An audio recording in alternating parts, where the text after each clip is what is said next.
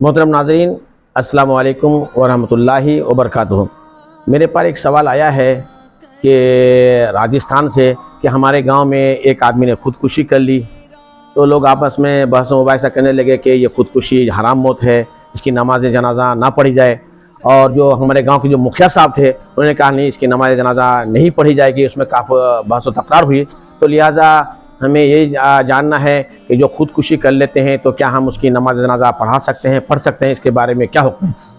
تو دیکھیے، اس کا جواب یہ ہے کہ یہ کام مکھیا کا نہیں ہے کہ وہ فتویٰ بتائے، وہ مفتی نہیں ہے۔ مکھیا کا کام ہے وہ سیاست کی بات کرے، دنیا کی بات کرے۔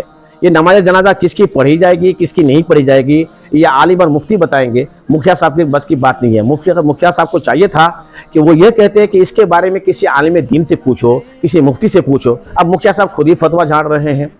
دیکھیے، ایسا ہے کہ خودکشی یہ سخت منع ہے، یہ حرام موت ہے۔ اللہ مسلمانوں کو اس چیز سے محفوظ رکھے۔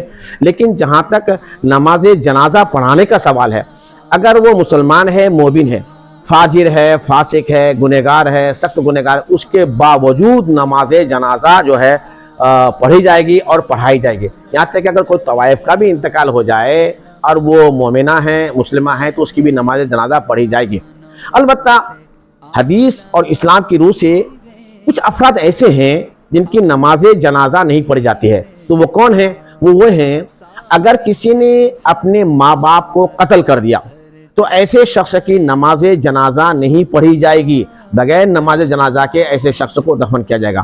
اور دوسرا وہ شخص ہے کہ وہ ڈاکو ہے اور ڈاکہ زنی کے درمیان ڈاکہ ڈالتے ہی جو ہے وہ مارا گیا، وہ قتل کیا گیا، تو ایسے ڈاکو کے نماز جنازہ نہیں پڑھی جائے گی۔